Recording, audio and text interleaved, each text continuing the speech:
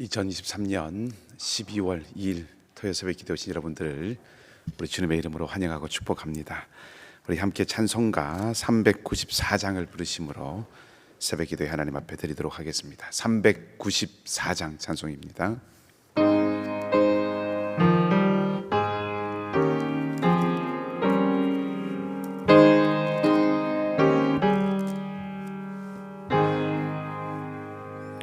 이 세상의 친구들 나를 버려도 나를 사랑하는 이 예수뿐일세.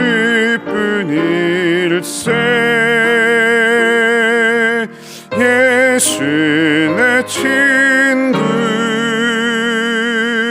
날 버리지 않네.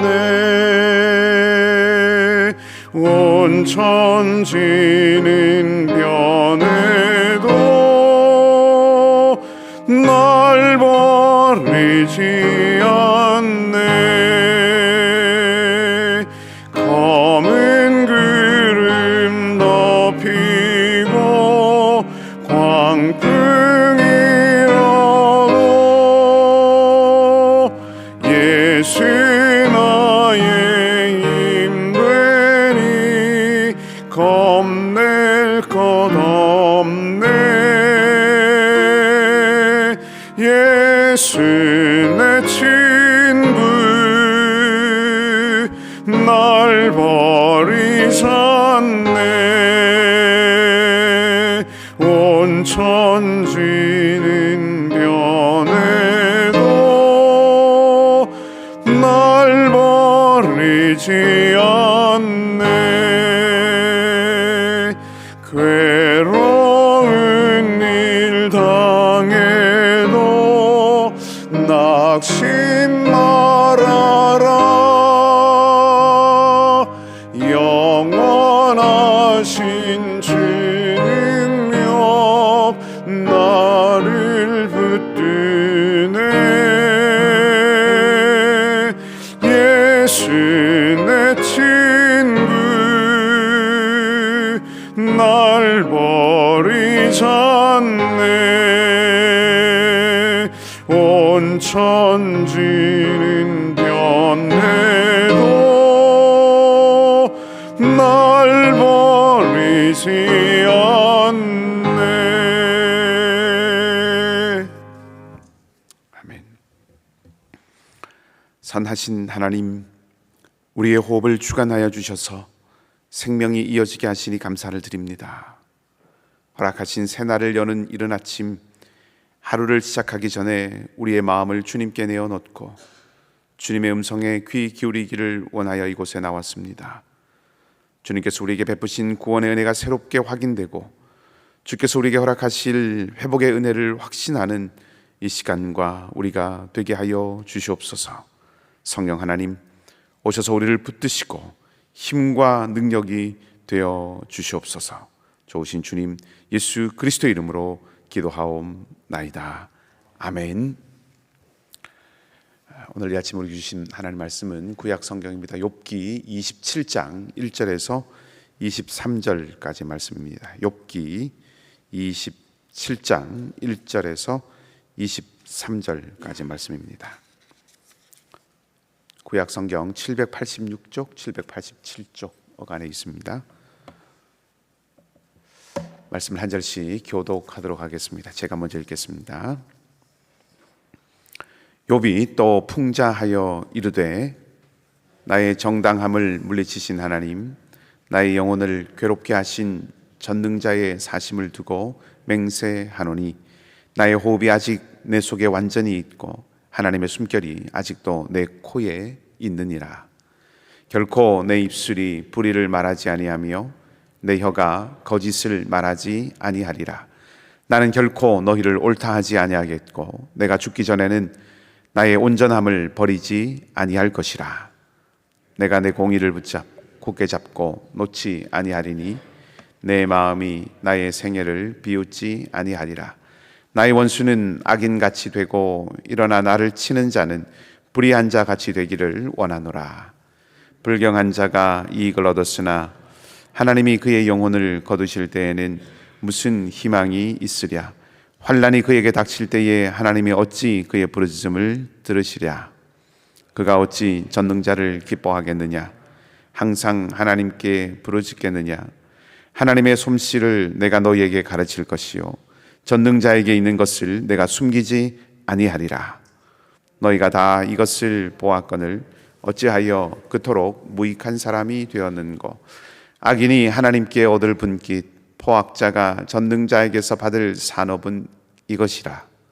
그의 자손은 번성하여도 칼을 위함이요 그의 후손은 음식물로 배부르지 못할 것이며 그 남은 자들은 죽음의 병이 들 때에 묻히리니 그들의 과부들이 울지 못할 것이며 그가 비록 은을 티끌같이 쌓고 의복을 진흙같이 준비할지라도 그가 준비한 것을 의인이 입을 것이요 그의 은은 죄 없는 자가 차지할 것이며 그가 지은 집은 좀의 집 같고 파수꾼의 초막 같을 것이며 부자로 누우려니와 다시는 그렇지 못할 것이요 눈을 뜬즉 아무것도 없으리라.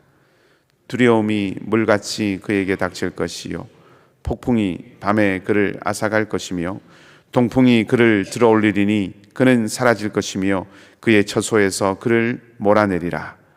하나님은 그를 아끼지 아니하시고 던져버릴 것이니 그의 손에서 도망치려고 힘쓰리라. 함께 읽습니다.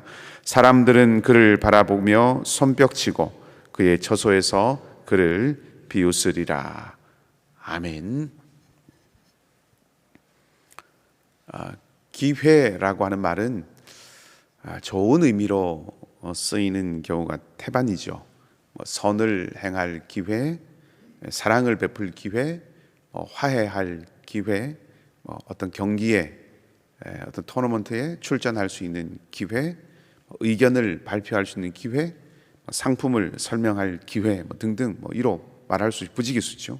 긍정적인 측면을 나타내는 경우에 주로 쓰입니다. 악을 행할 기회, 나쁜 일을 꾸밀 기회, 이런 말은 문법적으로는 성립이 되지만 실생활에서 그렇게 쓰는 경우는 거의 없다고 할 수가 있겠습니다. 하지만 이렇게 좋은 뜻으로 훨씬 많이 쓰이는 이 기회라고 하는 말이 다른 말과 결합을 하면서 그 쓰임새가 굉장히 나빠지기도 하는 것을 우리가 알 수 있습니다. 기회의 긍정적인 측면은 온데간데 없고 부정적인 뉘앙스를 듬뿍 담은 말이 되어버린다는 거지요. 그렇게 기회의 좋은 의미를 순식간에 오염시켜 버리는 말 가운데 하나가 주의라고 하는 말입니다. 본디 이 주의라고 하는 말도 나쁜 말은 아니죠. 무슨 주의라고 하는 것은 그 앞에 붙어 있는 것에 아주 충실하다라고 하는 것을 나타내는 경우가 태반이죠. 중립주의 이렇게 얘기하면 굳게 지키는 어떤 사전적으로는 주의라고 하는 말이 이제 굳게 지키는 주장이나 혹은 방침이라고 하는 그런 의미죠.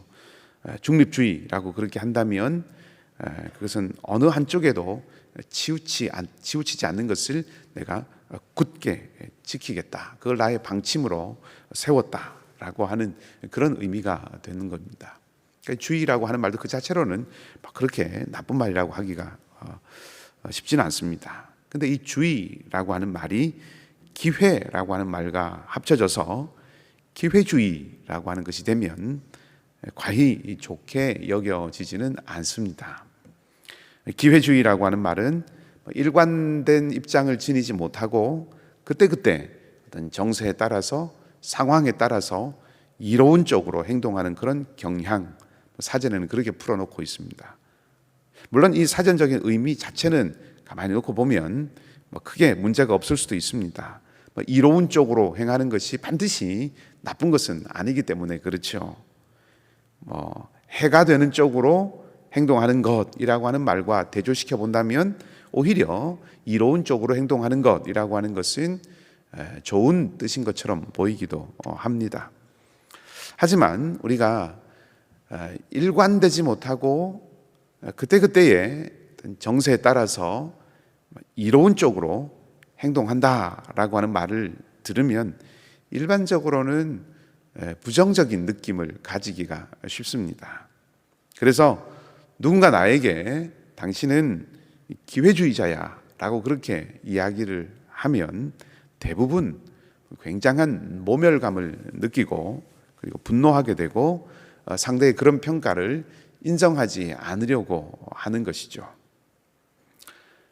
그렇게 해서는 안 된다고 하는, 기회주의자가 되거나 기회주의적인 삶을 살아서는 안 된다라고 하는 그런 윤리의식이 우리 안에서 이미 작동하고 있다라고 하는 뜻입니다. 우리가 기회주의자라고 하는 말을 들었을 때 부정적인 느낌을 갖는 것은 그렇게 되어서는 안 되고 그렇게 살아서는 안 된다라고 하는 윤리적인 의식이 우리 안에 작동되고 있다라고 하는 것을 반증해 주는 것입니다.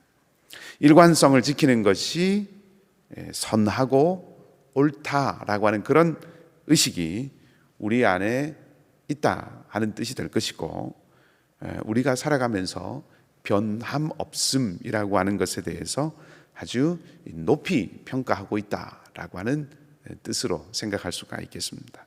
이것은 동서고금을 막론하고 서양이든 동양이든 과거이든 현재이든 모든 것을 막론하고 보편적으로 나타나는 현상입니다.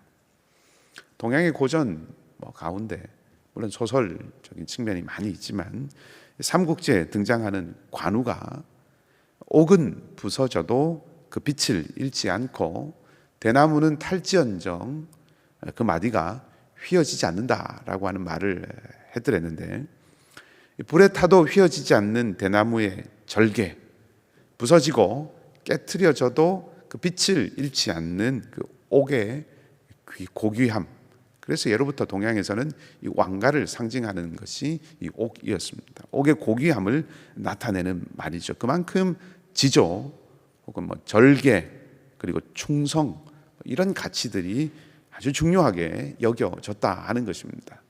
서양 사회도 마찬가지죠. 고대 로마에서 신의라고 하는 것이나 혹은 지조라고 하는 것은 로마 시민들에게 요구되는 아주 중요한 덕목 가운데 들어 있었습니다. 신의라고 하는 것은 정의를 이루어가는데 기본이 되는 토대와 같은 것이고, 그 신의를 떠받들고 있는, 신의를 뒷받침하는 것이 바로 지조 혹은 절개 이런 것이다 라고 그렇게 로마 사람들 속에서는 가르쳐졌고 그렇게 전수가 되었습니다. 로마 사람들에게 있어서 지조라고 하는 이 덕목은 아주 모진 시련 속에서도, 그런 고난 속에서도 필요하고 옳다고 판단되는 일을 끝까지 해내게 하는 힘, 그것이 지조다라고 그렇게 생각을 했습니다. 신구약 성경에서도 자신을 계시하신 하나님, 성경을 통해서 자신을 계시한 하나님도 하나님의 사람들에 의해서 무엇보다 신실하신 분으로 이렇게 고백이 되지요. 하나님은 변함이 없으신 분이십니다. 상황과 형편에 따라서, 정세에 따라서 이익을 좇아서 행하시는 분이 아니라는 의미입니다. 수많은 성경의 저자들과 성경에 등장하는 인물들은 무엇보다 신실함이라고 하는 것을 아주 중요한 가치로 여겼습니다. 이스라엘의 예언자들은 우상 숭배를 하나님을 향한 신실함을 버린 배교라고 그렇게 규정을 하고, 그래서 영적인 간음이다 이렇게 여기고 신랄하게 그런 모습들을 꾸짖고 경고해 왔습니다. 신약으로 오면 야고보서의 기자는 정함이 없는 마음을 강도 높게 비판하는 것을 우리가 볼 수 있지요. 이사야와 같은 선지자는 고난받는 하나님의 종인 메시아는 마치 도살장에 끌려가는 양처럼 민족을 위하여서, 죄인을 구원하기 위하여서 고난의 자리까지도 인내하면서 충성스럽게 그렇게 걸어가는, 그 모든 고난을 감내해내는 존재로 메시아를 예언하고 있다는 거죠. 교회사 안에서도 마찬가지입니다. 믿음의 정절을 지킨 순교자들을 영웅으로 여기지요.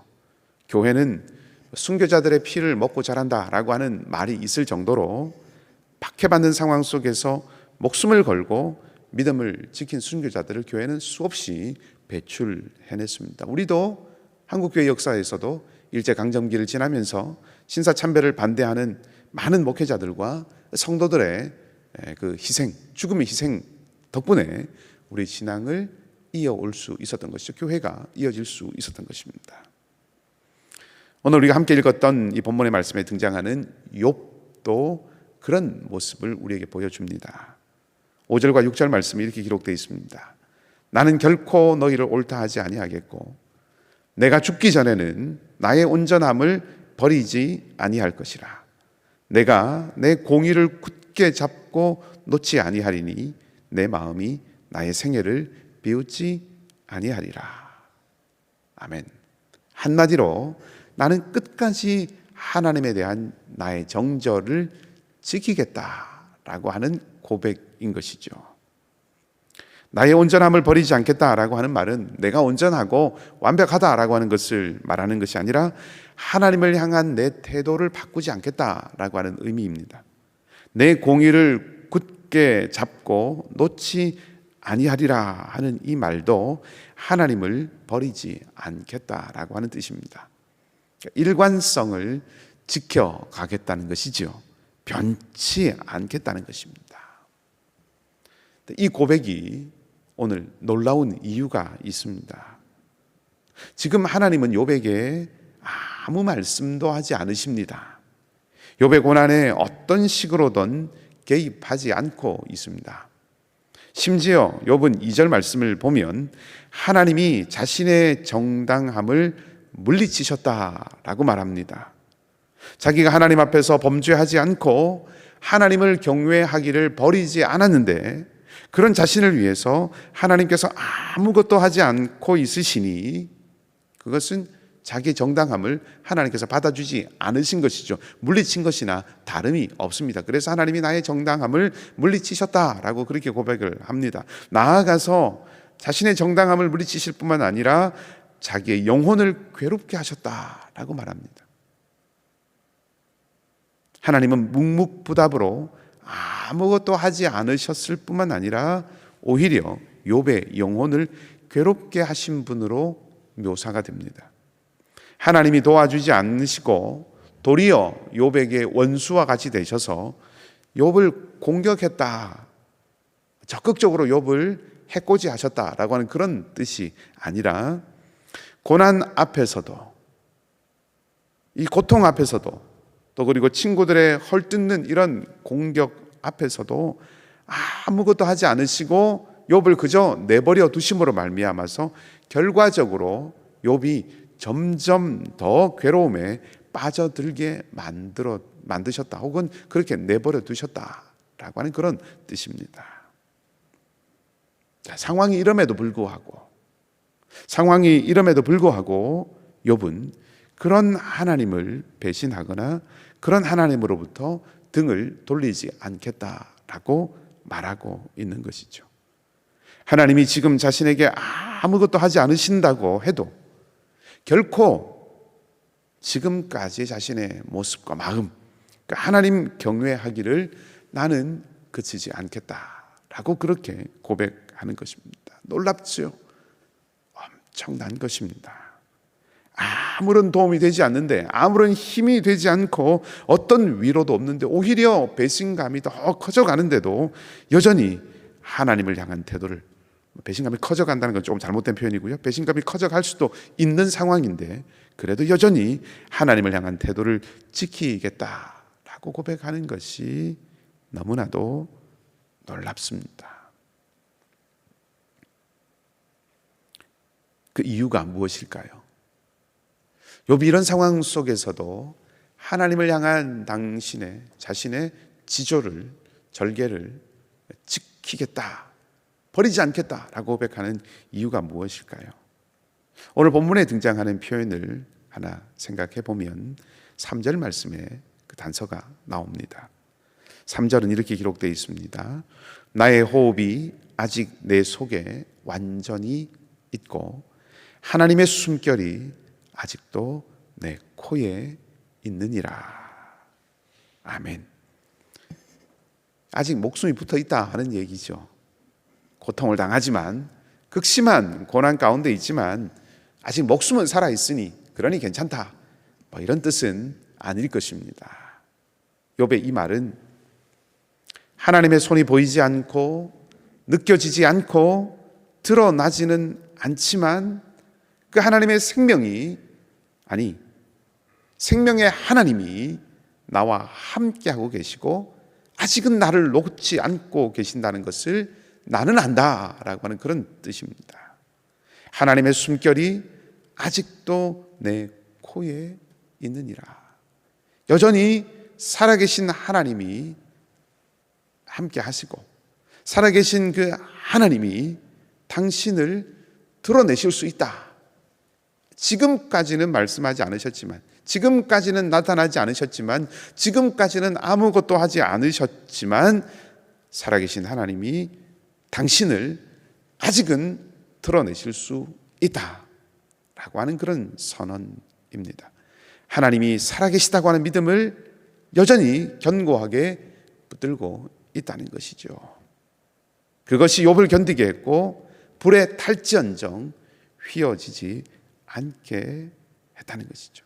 점점 고난이 깊어지고 친구들의 공격이 집요해지고 야비해지고 퍼부어지는 악담이 날선 칼처럼 자신을 날카롭게 찌르지만 그때마다 욥은 나의 대속자가 살아계시다. 우리가 앞에서 확인했듯이 나의 대속자가, 나의 구속자가 살아계시다. 하나님은 살아계시다. 내 코에 아직도 하나님의 숨결이 있다. 그렇게 고백을 하죠. 2절 말씀에서 여전히 그 하나님을 전능자라고 그렇게 고백하고 그 고백을 소리 높이고 있습니다. 그리고 마침내 그 고백이, 그 믿음이 욥을 지켜냈습니다.